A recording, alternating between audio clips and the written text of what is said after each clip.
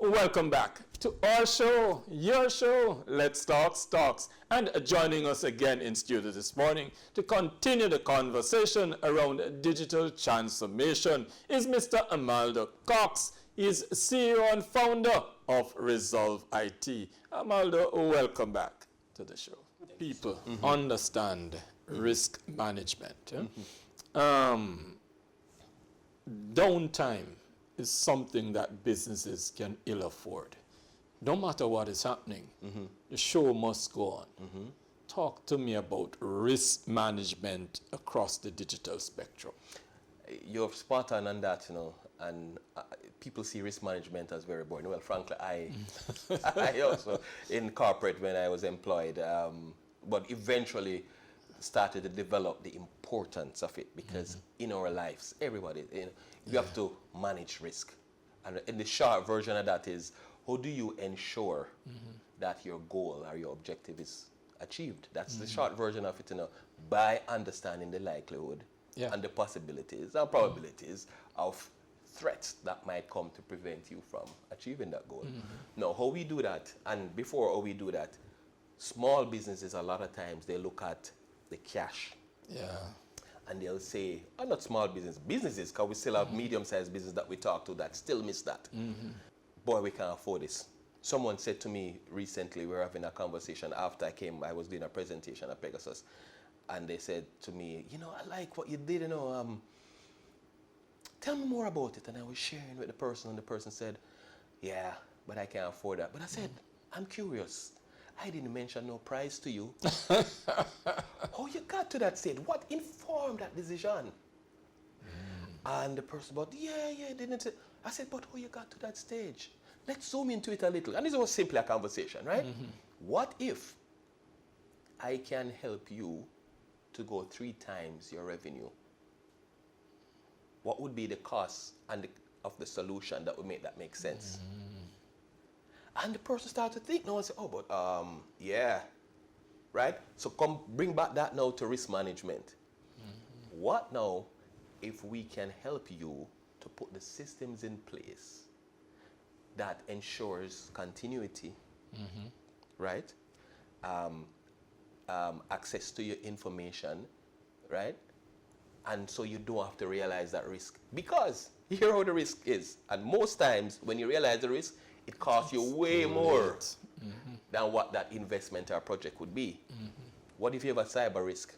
What kind of reputational damage that it will have?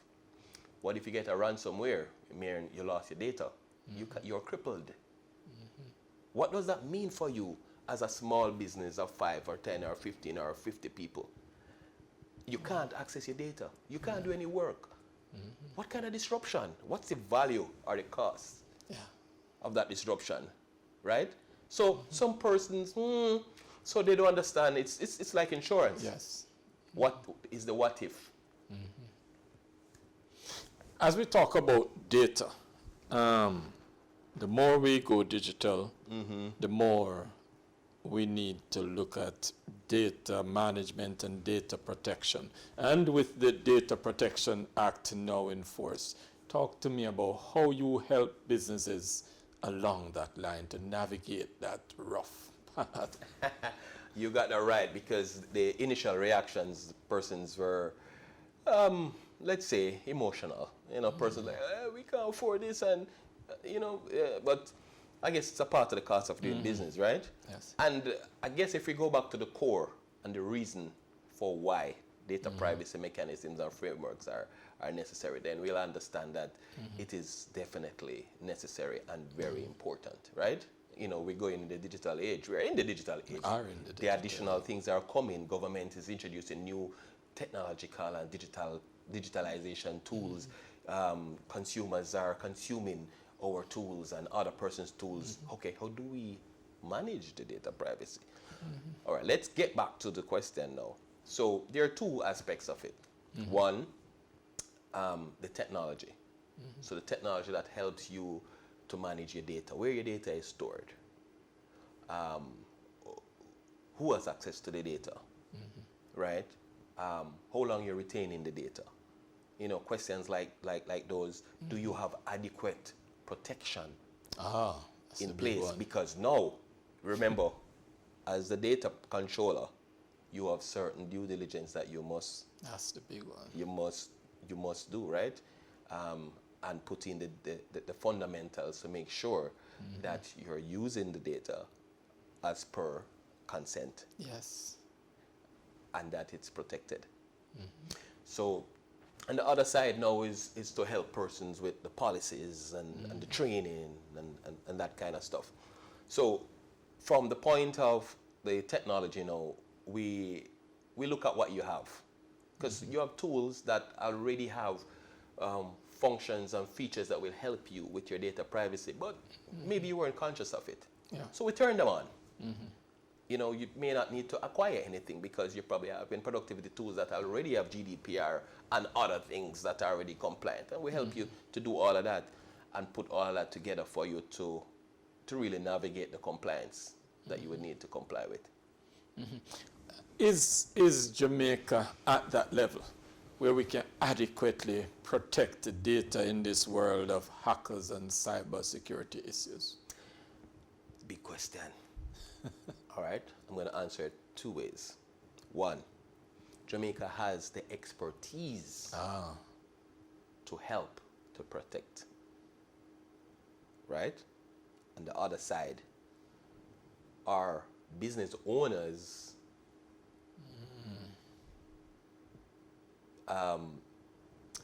are they conscious of the risk of not doing the things that they need to do? The unfortunate thing is that sometimes things like this, because it's not the thing that you touch, it sometimes get lost in the boardroom. Yes. And sometimes when the presentation comes from an ICT solutions provider or the IT manager, so it sounds so expensive and I can't connect this with me making more money. It's an expense.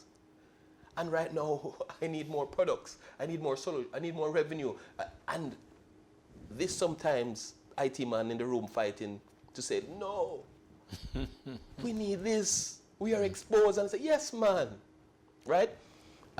So to your question, there are a lot of IT companies and experts that have the experience and the knowledge to help persons to manage the risk of cybersecurity and the threats, you know, the backup and the disaster recovery, and even the awareness training.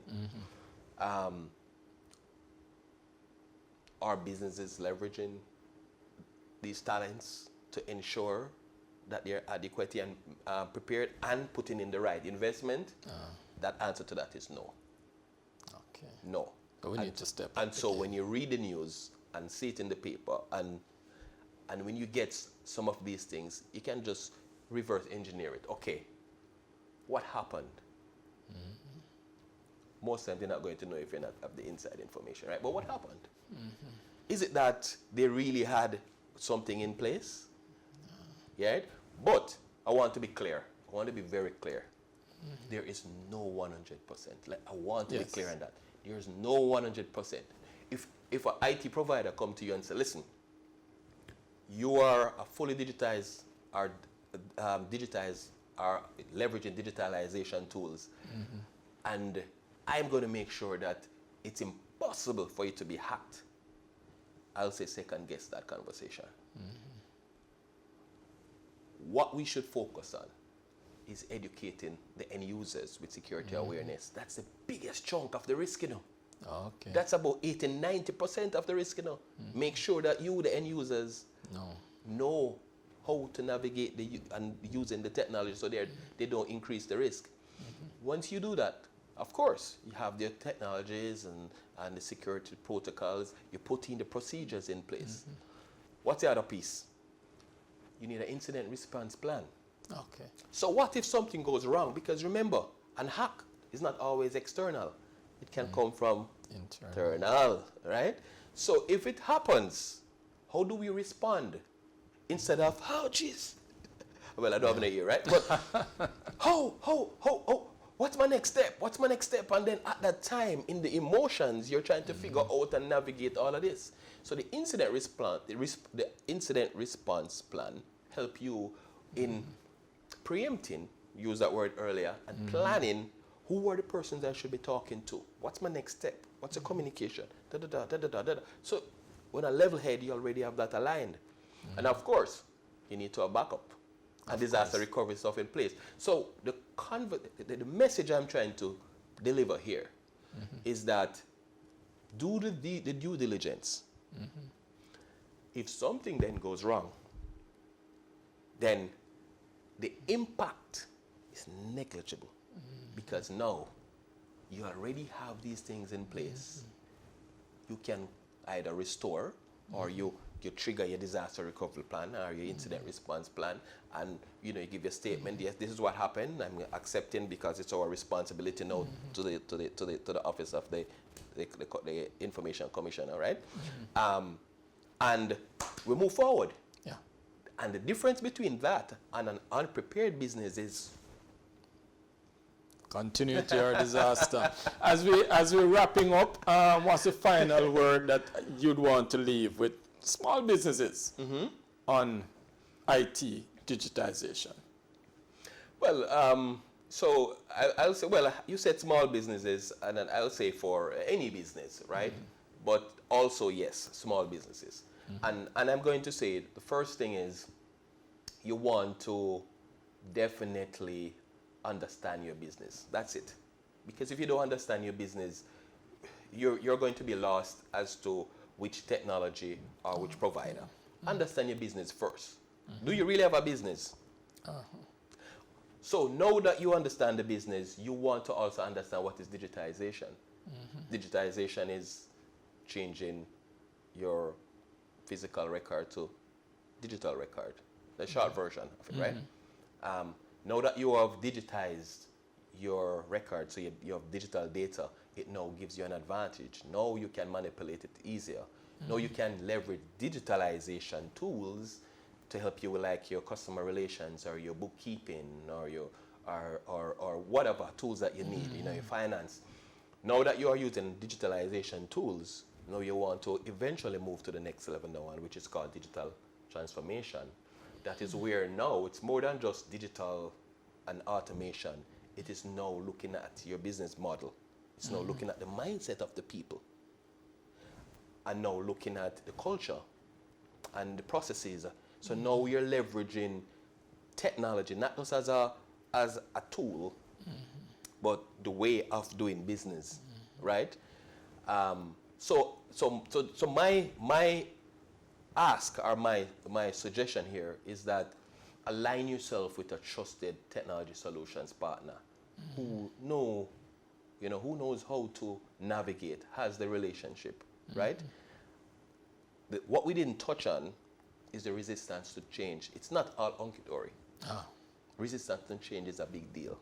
So even when you see the need and you're getting the consultation, you have executives, you have business owners, you have persons just simply used to doing things their own way.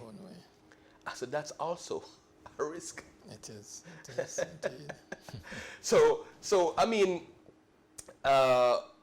we are open to help businesses with their transition, right? Our vision is just that, helping individuals and businesses to navigate their transition, their technology transition. That's our vision. Absolutely wonderful to have had you here this morning. Yes. Arnaldo Cox, and he's CEO and founder of ResolveIT, and now we're seeing why the company is ResolveIT. They have a solution for you once you're in business. And that's why we tell you every day, we give you information to make better financial decisions. Come back with us tomorrow morning at 9 another exciting program lined up for you.